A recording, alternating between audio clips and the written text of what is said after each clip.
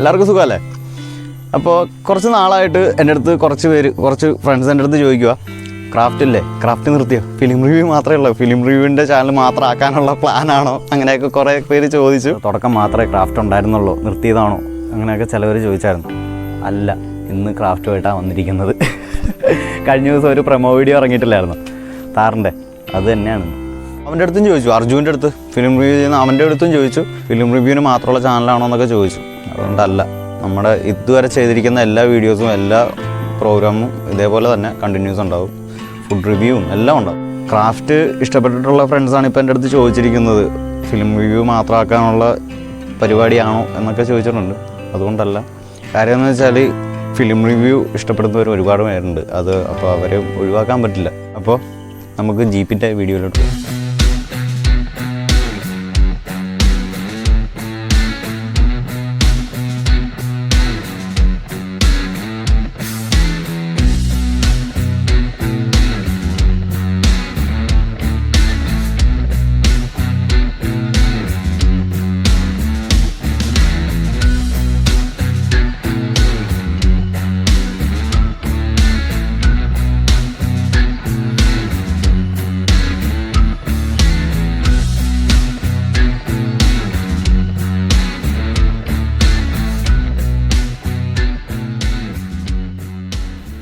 അതെ, ഇതാണ് നമ്മുടെ ജീപ്പ്.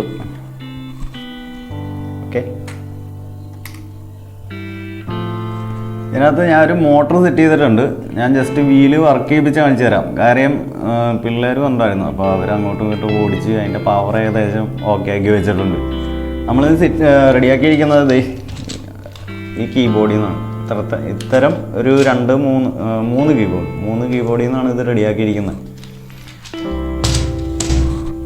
പിന്നെ എന്താണെന്ന് വെച്ചാൽ, ഇത് സത്യം പറഞ്ഞാൽ ഞാൻ ഇത് ചെയ്യാലായിരുന്നു. അപ്പോൾ ഞാൻ ഇത്രയും പോർഷൻ ജസ്റ്റ് കൂട്ടുകാരൻ്റെ വീട്ടിൽ ഈ സാധനം കേടായിരിക്കണം കണ്ടപ്പോൾ ഞാൻ ചുമ്മാ ഒന്ന് എടുത്തുകൊണ്ട് വന്ന കീബോർഡ്. അപ്പോൾ ഇതിൻ്റെ ജസ്റ്റ് ഇത്രയും പോർഷൻ ഒന്ന് ഞാൻ ജസ്റ്റ് ഒന്ന് ട്രൈ ചെയ്ത് നോക്കിയതാണ്. അപ്പോൾ ഞാൻ ഫസ്റ്റ് ആദ്യമേ അർജുനെ കാണിച്ചത്. അപ്പോൾ പറഞ്ഞു, കൊള്ളാം, കുഴപ്പമില്ല, ചെയ്തോ, നമുക്ക് ഇവിടം വരെ പോകുമെന്ന് നോക്കാം എന്നുള്ള രീതി അവൻ പറഞ്ഞു. അപ്പോൾ കൂട്ടുകാരും ഉണ്ട്, അവന്മാരും ഓക്കെ ചെയ്തു എന്ന് പറഞ്ഞു. പിന്നെ അങ്ങോട്ട് ചെയ്തു. അതുകൊണ്ടാണ് കേട്ടോ മേക്കിംഗ് വീഡിയോ ഇടാത്തത്. ഇതിൻ്റെ ജസ്റ്റ് ഞാൻ ബാക്ക് വീല് വർക്ക് ചെയ്യിപ്പിച്ച് കാണിച്ചു തരാം.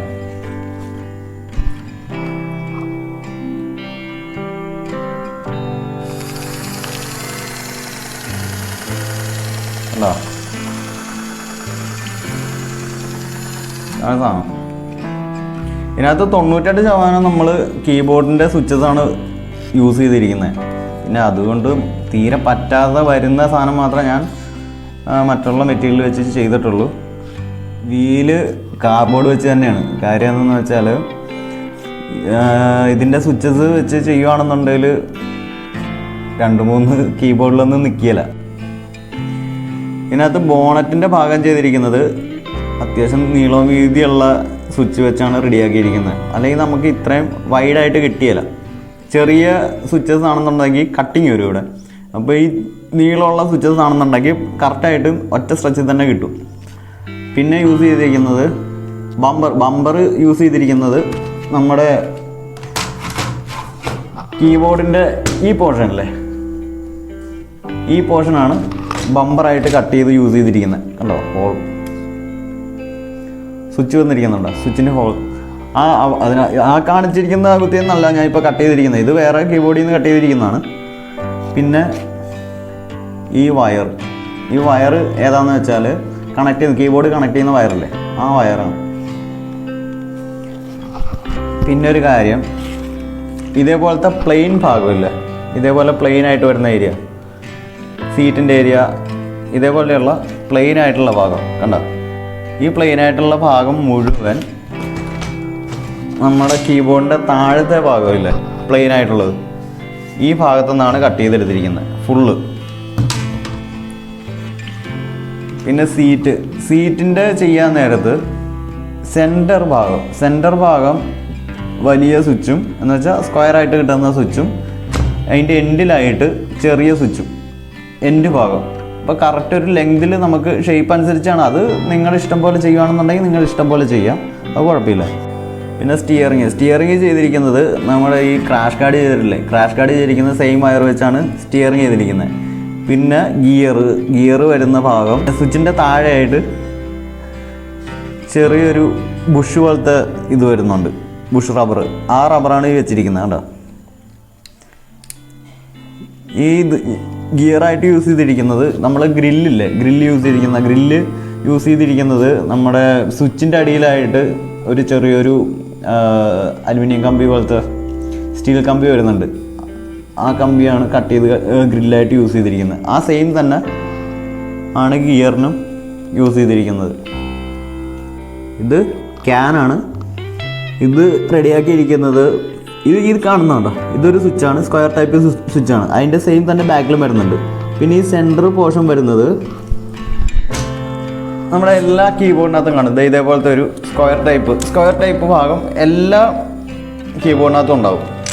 ആ ഏരിയ വരുന്നത് ഇതാണ്, ഒന്നുകിൽ ഇത് അല്ലെങ്കിൽ ഇത്, ഈ ഭാഗം അതാണ് സെൻറ്റർ വെച്ചിരിക്കുന്നത്. ഇതിൽ ഈ റൗണ്ട് ഭാഗം വരുന്നത് നമ്മുടെ സ്ക്രൂ ഇല്ലേ, കാണിച്ചു തരാം. ഈ ഭാഗം കണ്ട, ഇത് ടോപ്പ് മാത്രം കട്ട് ചെയ്തിട്ടാണ് ഈ വെച്ചിരിക്കുന്നത്. പിന്നെ ഉള്ളത് ഡോറാണ്. ഡോറിൻ്റെ പോർഷൻ കണ്ട, ഡോറ് വന്നിരിക്കുന്നത് കീബോർഡിൻ്റെ താഴത്തെ ഭാഗം അഡ്ജസ്റ്റ് ചെയ്യാൻ വേണ്ടിയുള്ള ഒരു പോർഷൻ ഉണ്ടല്ലോ, ഇത് കട്ട് ചെയ്തിട്ടാണ് ഡോറായിട്ട് യൂസ് ചെയ്തിരിക്കുന്നത്. പിന്നെ മിററാണ്. മിററ് അറിയാലോ, ഗ്ലാസ് അതിനകത്ത് കിട്ടില്ല. അത് ഞാൻ പുറത്തുനിന്ന് എടുത്തിരിക്കുന്നത്. നമ്മുടെ എന്താ പറയുക, മാസ സ്പ്രിൻറ്റ് അതേപോലെയുള്ള കുപ്പികളൊക്കെ ഉണ്ട്. അതിൻ്റെ പ്ലെയിൻ ആയിട്ടുള്ള ഏരിയയാണ് കട്ട് ചെയ്ത് വെച്ചിരിക്കുന്നത്.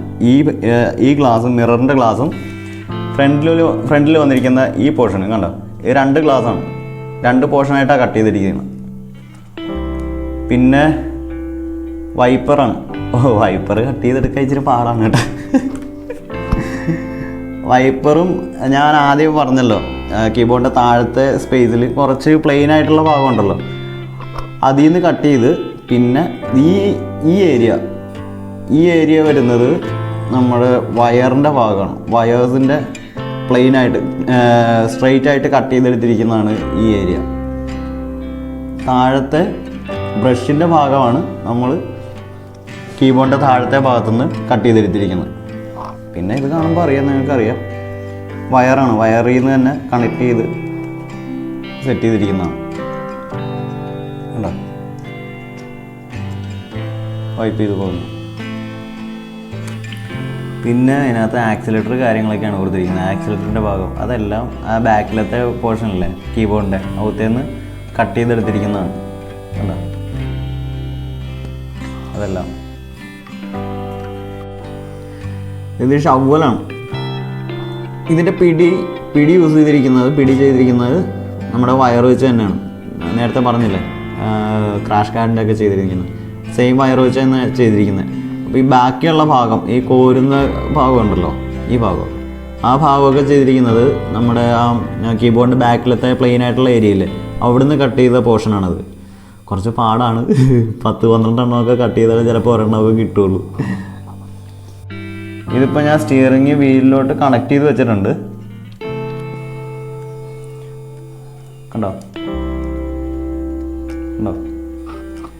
കണക്ട് ചെയ്ത് വെച്ചിട്ടുണ്ട്. അപ്പോൾ അത് കണക്ട് ചെയ്യുന്ന വീഡിയോ ഞാൻ വേറെ സെപ്പറേറ്റ് ആയിട്ട് നിങ്ങൾക്ക് കാണിച്ചു തരാം. പിന്നെ പുകക്കുഴലായിട്ട് യൂസ് ചെയ്തിരിക്കുന്നതും വയർ തന്നെയാണ്. കണ്ട, ഇത് വയർസ് തന്നെയാണ്. ഈ ചെറിയൊരു ഭാഗം അതിൻ്റെ ഒരു പ്ലെയിൻ ആയിട്ടുള്ള ഒരു കട്ടിയുള്ള ഭാഗത്തുനിന്ന് കട്ട് ചെയ്തിരിക്കുന്നതാണ്. കീബോർഡിൻ്റെ അകത്തുനിന്ന് താഴത്തെ പോർഷൻ കേട്ടോ, താഴത്തെ പോർഷനിൽ നിന്ന് ഇതൊക്കെ കിട്ടുള്ളൂ. അവിടുന്ന് കട്ട് ചെയ്തിരിക്കുന്ന ചെറിയൊരു പോർഷനാണിത്.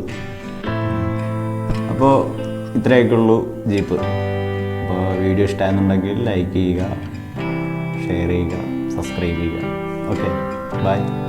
അടുത്ത ക്രാഫ്റ്റായിട്ട് കാണാം.